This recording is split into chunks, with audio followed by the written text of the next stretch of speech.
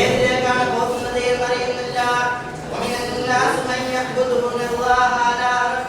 അല്ലാഹു സുബ്ഹാനഹു വ തആല ആരാധിക്കുന്ന ജനകൂട്ടങ്ങളെ കുറിച്ചാണ് അല്ലാഹു പറയുന്നത്. എന്താണ് അല്ലാഹു പറയുന്നത്? ഫൈൻ അസാബഹും ഖൈറൻ ഖത്മഅന്ന ബിഹി, അവർക്ക് എന്തെങ്കിലും ഖൈറത്തുകയാണെങ്കിൽ, അല്ലാഹുവിന്റെ അനുഗ്രഹം അവരിലേക്ക് വർഷിച്ചു വരികയാണെങ്കിൽ അവർ സമാധാനത്തോടെ നിൽക്കും.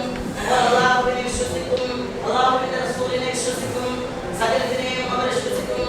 എന്നിട്ട് അല്ലാഹു പറയുകയാണ്, വൈൻ അസാബഹു ഫിത്നത്തുൻ, അവർ ഫിത്നയിൽ കഴിഞ്ഞാൽ സല്ലല്ലാഹു അലൈഹി വസല്ലം പറഞ്ഞില്ലേ, ലികുല്ലി ഉമ്മത്തിൻ ഫിത്ന വ ഫിത്നതു ഉമ്മത്തി അൽമാൽ, എല്ലാ സമുദായത്തിനും ഫിത്ന ഉണ്ടായിട്ടുണ്ട്. നബി സല്ലല്ലാഹു അലൈഹി വസല്ലം തങ്ങളുടെ കാലഘട്ടത്തിന് മുമ്പ് ഒരുപാട് പ്രവാചകന്മാർ വന്നിട്ടുണ്ട്. അവർക്കെല്ലാം ഒരുപാട് ഫിത്നകളും ഫസാദുകളെല്ലാം ഉണ്ടായ ഒരു കാലഘട്ടമാണ് ഉണ്ടായിരുന്നത്. പക്ഷേ നബി സല്ലല്ലാഹു അലൈഹി വസല്ലം എല്ലാ ഉമ്മത്തിന്റെ ഫിത്ന അത് മാറാൻ അല്ലാഹു പറയുന്നു, ഫൈൻ അസാബതുഹു അൽ ഫിത്ന, അവൻ ഫിത്ന എത്തിക്കഴിഞ്ഞാൽ ഇൻകലബ അലാ വജിഹി, അവൻ അല്ലാഹുവിനെ ഇബാദത്ത് ചെയ്യുന്നത് ഒരു ചുമരിന്റെ മുകളിൽ വെച്ചാണ്. ഇപ്പുറത്തെ ഇസ്ലാം മതമാണ്, സത്യവിശ്വാസമാണ്, ഇപ്പുറത്തെ അന്ധവിശ്വാസമാണ്. അവൻ വീഴുന്നത് നോക്കുക, ഇൻകലബ അലാ വജിഹി, അവന്റെ മുഖം കുത്തി വീഴുകയാണ്. എവിടേക്ക്? അന്ധവിശ്വാസത്തിലേക്ക്. എന്തുകൊണ്ട്? ഫൈൻ അസാബതുഹു ഫിത്ന, അവന് ഫിത്ന എത്തി. അവൻ അല്ലാഹുവിന്റെ അനുഗ്രഹം വന്നപ്പോൾ അവൻ അല്ലാഹുവിനെ വിശ്വസിച്ചു, അല്ലാഹുവിന്റെ കാര്യങ്ങൾ അവൻ വിശ്വസിച്ചു.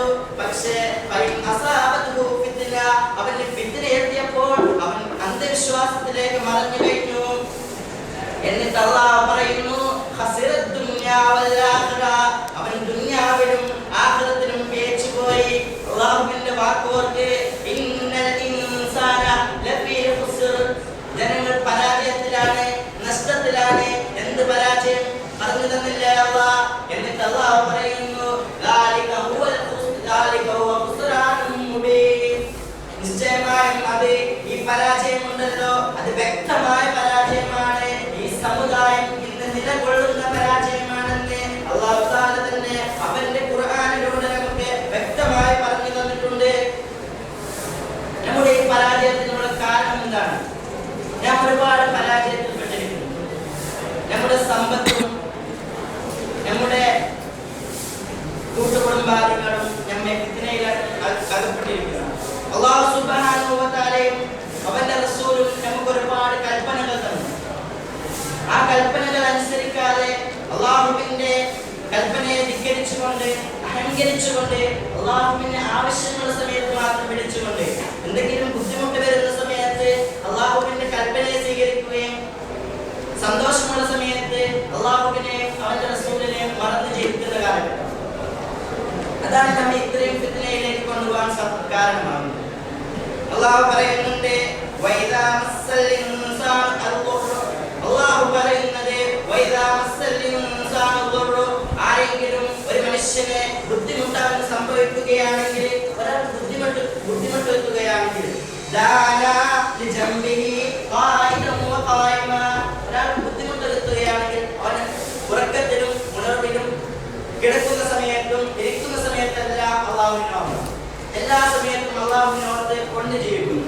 വൈദാ മസ്സൽ ഇൻസാന അൽദുർ ദാനാ ലിജംബിഹി, അവൻ ഉറങ്ങുന്ന സമയത്ത് അല്ലാഹുവിനോട് ദുആ ചെയ്യുന്നു. അവൻ ഉറക്കം വരുന്നില്ല, അല്ലാഹുവിനോട് കൊണ്ട്.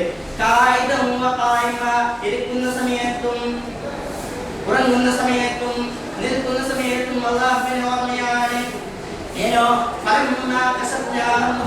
അല്ലാഹു കാരുണ്യവാനാണ്, ദയാവാനാണ്. അതുകൊണ്ട് അവൻ പ്രാർത്ഥിച്ചപ്പോൾ അല്ലാഹു ഉത്തരം നൽകി.